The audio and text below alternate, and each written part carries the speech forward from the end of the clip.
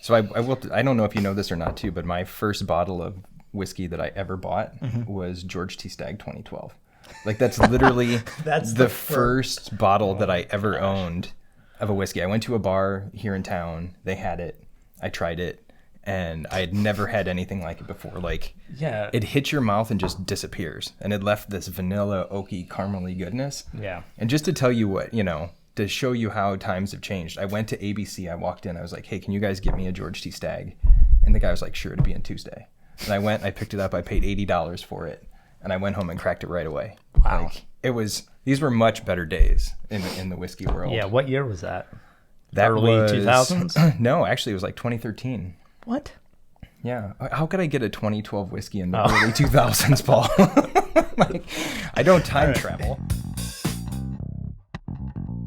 These store picks are becoming more popular, right? Because why pay $200? I mean, would you rather drink Stagg Junior or the Golden Ticket? Golden Ticket. Yeah, Every absolutely. single time. Right. Yeah. And you can get it for $60. So why would you, or $70? It's so good. Yeah. Why would you bother hunting down a Stagg Junior and paying 2 to 3 times retail?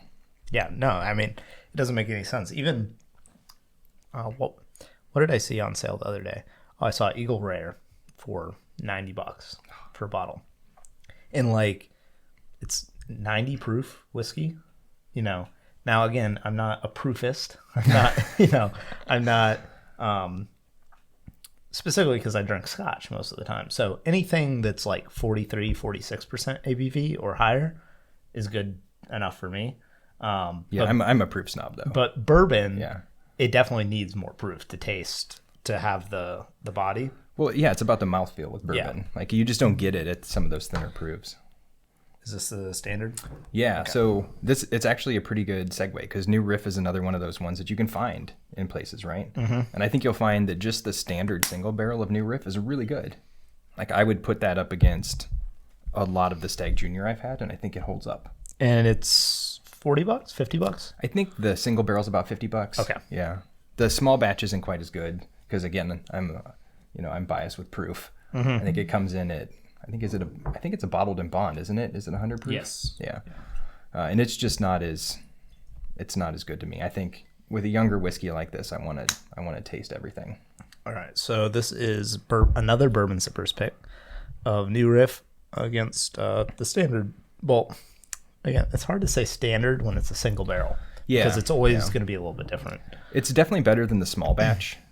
So I did a big interview with the New Riff folks a couple of years ago, and I was just really impressed when I tried their products. There's not too many craft distilleries out there that I'm going to spend my time on. Because, I mean, let's be honest. They usually make a product that's not as good as some of the bigger producers, and they have to charge. Yeah, they have to charge you 2 to 3 times as much. But as soon as I tried this, it has that very classic Kentucky backbone. There's no question that you're drinking a Kentucky bourbon, but they put a spin on it just enough with the high rye profile that it tastes unique and it tastes different. Yeah. And at the same time, it doesn't taste like green sticks. It's a 4-year to 5-year whiskey, but it doesn't taste like, brand spanking new. Right. It's got some body to it for a 5-year. Yeah. So on the nose, on the standard single barrel. So look, first of all, 57% ABV. So they're within spitting distance. The single barrel is 56.8. So they're right next to each other in proof. And I think they're both 4 years old, is what they say on the label. Non-chill filtered. Yep. And I've found that I've heard people say that you can't tell the difference between chill filtered and unchill filtered. But every whiskey that I've had that is non-filtered or non-chill filtered seems to have a better texture to it. Those fatty acids and stuff that are maybe not fatty acids. It's essential oils. The oils, the fatty oils that are in the whiskey definitely gives it a thicker mouthfeel. But yeah, and to me I think it's kind of noticeable even more so with rye to me. Mm-hmm. I don't know. I could be way off base. I don't know if there's anything actually scientifically to that or not. But for me, like when you have high rye bourbon or you have a rye and you don't chill filter it, it has much more of a chewy mouthfeel to it. And I think you get it with these. Yeah. So on the nose, I definitely get the corn, which younger bourbons to me always have a little bit more of a corn, like the corn's more present. Oh yeah, for sure. Than the oak. You get a lot of like there's a cinnamon note to it that you don't typically get with regular with a lot of bourbons, because again they're using the high rye profile here. And you get a little bit of that. You can still get the caramely background to it with maybe a little bit of clove sprinkled in there too. That's why I like it. I don't think it's a one-dimensional nose. No, it's not. The neck pour on the bottle that I opened was the first pour of the bottle was very just corn, just like pure young corn whiskey. But once you let it open up a bit, it starts to get some more dimensions to it. Yeah, that's another argument we could have too, because I've read some articles recently saying that the neck pour isn't a real thing or whatever. I don't care. I've opened up hundreds and hundreds of bottles of whiskey, and the neck pour is always rough, especially when it's a younger whiskey and it's high proof. Like all that alcohol just builds up in there.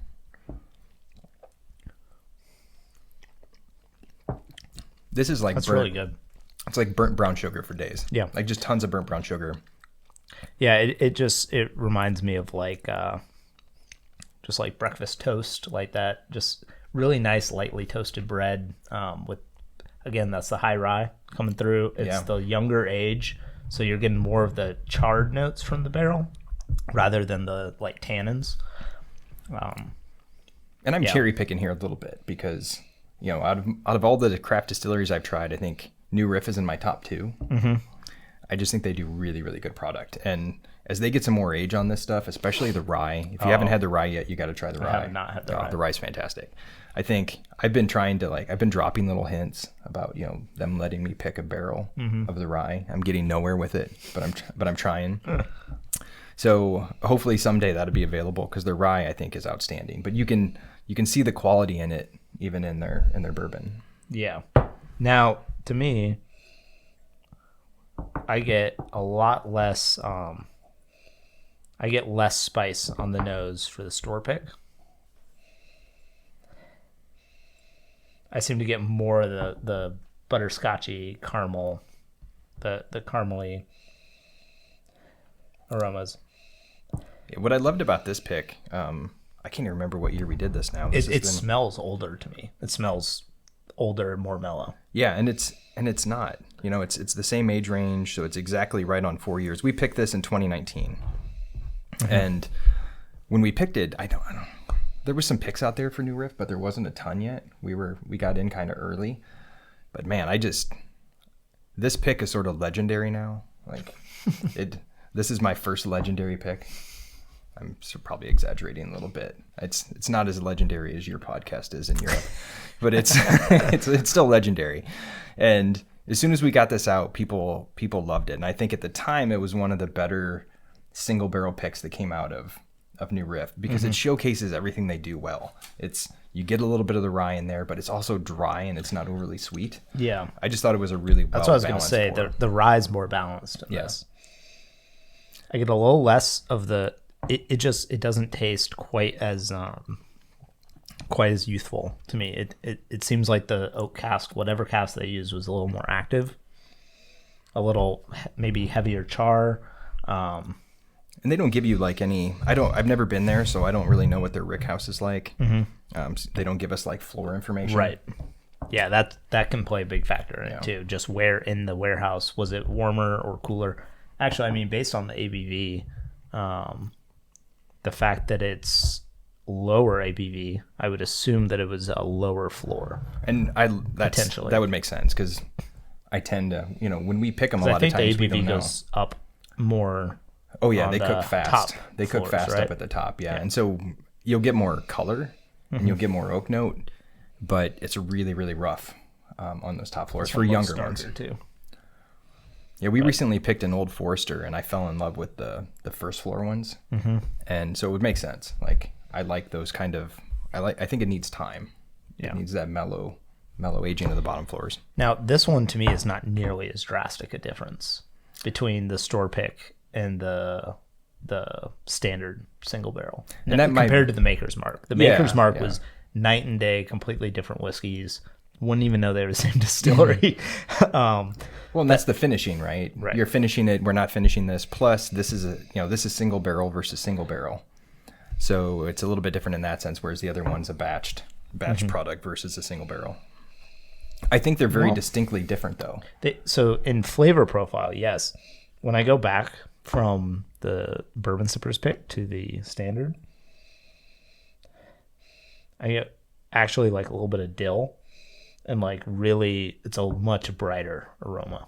In the bourbon sippers? No, in the standard. Oh, okay. The bourbon sippers has a lot more of the caramel and vanilla. Yeah, you're right. You do get some dill for sure on the standard. But I think I might be able to guess that these were the same distillery. Like they're not the difference in quality, like objective quality, if there is such a thing, is relatively similar, but the flavor profile is different. And I do prefer the bourbon sippers pick for sure. Well, I think this is one, if you just gave it to somebody and you ask them which one they liked, and if they chose the bourbon sippers one, I think they would pull the smooth word out and say that it's a little bit smoother, because it is. I think the sweet kind of front of it smooths out the rye bite a little bit, because I never describe rye as being smooth. Rye is not smooth. It's meant to be kind of sharp and minty. And I think the bourbon sippers pick is a little softer on the palate in that way, but it has that honey note. You get like a honey note up front. I really, really like that part of that pour. Yeah, it kind of reminds me of what are those things? The graham crackers. Oh yeah, like they always have, they're like honey graham crackers. It's like what kind of that toasted quality here. Yeah, they use for like s'mores. Like it's just like the subtlest little bit of honey. Yeah, I think I really like it. This was maybe the second or third bottle I think we picked through bourbon sippers. The first one we did was a Four Roses that was amazing. But this was definitely one of the early on ones, and I love this bottle. I bought a lot of it. I've thrown some back. But this bottle's been open for a while too, and it's a younger whiskey. It took some time to open up. I think you noticed that when you opened yours as well. Yeah, but just a really good bottle. I did a written short form review for our the Gainesville Whiskey Club, and I did one when my first pour of it, and I was not impressed. Again, that neck pour, the myth of the neck pour. But I noticed just drinking that, and I typically find young whiskeys don't change as much in the glass as older whiskeys do. Like when you let them sit in the glass for 20, 30 minutes. But this one in particular, a fresh open bottle always will. And that first pour, I was like, man, this is just corn whiskey. It reminded me of like 100% corn whiskeys that I've had. Oh, wow. All I could smell was corn. And as you get down in the bottle, though, you start getting those caramel and vanilla notes. And I've gotten to the point now where I pour out the neck. So when I first crack a bottle, I pour out the neck pour into a rocks glass and just set it aside. And then I try the next pour. And I just let that neck pour sort of breathe for 20 or 30 minutes, and it makes a big difference. It really does. Yeah, some of them I just throw it away because it's so. If you get a really high proof bourbon and you do that neck pour, it's rough. All right, remember that part where you said you're a snob? I know. I'm telling you. Yeah. Now, the guy, the head blender for White Mackay, I can't think of his name right now. Sir Richard Pattinson, I think. Yeah, he does Dalmore, and he's famous for when he teaches people how to drink whiskey. He'll pour absurdly expensive whiskey in his glass. He's like swirls it around and then he throws it, literally throws it on the wall. And he's like, you got to coat the glass first to prepare the glass for the real pour of whiskey. Maybe that's what I'm doing, and I just think I'm throwing it away because the neck pour's bad, but I'm just really coating the glass. It's an approved method of tasting. Well, see, there we go. And, so I'm gonna go home and I'm gonna throw it on the wall, and I'm gonna tell my wife that it's an improved version of tasting whiskey. It is. I've always been tempted to do it, but I've never felt justified, even with like $30. I've seen him do it with like whiskey that's like thousands of dollars.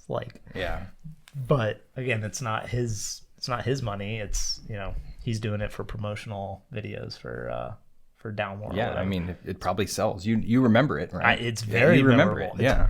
He also, again, I don't know, it's not a spoiler, but it's funny. Go watch some of his videos where he does interviews with like news people. And I should have my phone. It is silenced. I don't know why it vibrated. He has this interview with someone teaching this lady how to drink whiskey. She's never had whiskey. And so, you know, his thing is like, when you nose it, he's like, the first time you smell it, it should be outside the glass. You should say, you know, hello, nice to meet you. And then go a little deeper and say, you know, my name is, you know, like whatever. And then get further and further in. And he's describing to her when she first tastes it, it's going to be an explosion of flavor. And so when she goes to taste this really old Dalmore, he's got like one of those little firecracker things. Oh no! And he sneaks up behind her with it, and it's just hilarious watching this like 65-year-old Scotsman like pull a firecracker on somebody and startles her while she's drinking the whiskey. You're just going to scare people to never drink whiskey again. Yeah, you're going to create it's entertaining though, trauma. Very memorable. Yeah, that's true. So Yeah. He's a showman, but I think he knows what he's doing. Yeah, sounds like it. So if you tried this though, I think what's impressive about this whiskey to me is that it doesn't taste like a really young craft product. No, it doesn't. It doesn't. It tastes like an established distillery. Yeah, and it tastes every bit, you know, and people drink makers and it's in that 5-year range. Some of the others, like Old Forester ones that are coming out now, are in that 4 to 5 year range. This tastes comparable to those, like in terms of mouthfeel and age, like it's up there. It tastes good. I'm super excited about what they're going to do if they start releasing like a 6-7 year product. Yeah, well, I think that was my when I did my, you know, quote unquote review of this, I think my comment was, I'm really excited to try a 6-year-old version of this or a 7-year-old version of this, because, and I don't know when we'll get to, honestly, because, you know, like I said, we got in on this early and they got flooded with barrel pick requests, and so I don't even know if they do it anymore. Last time I got a hold of them, there was a waiting list to do it. So if you guys are listening, New Riff, if you guys are listening to this podcast, like you need to hook us up with a barrel pick. Yeah, I would definitely do another pick of this because it's delicious.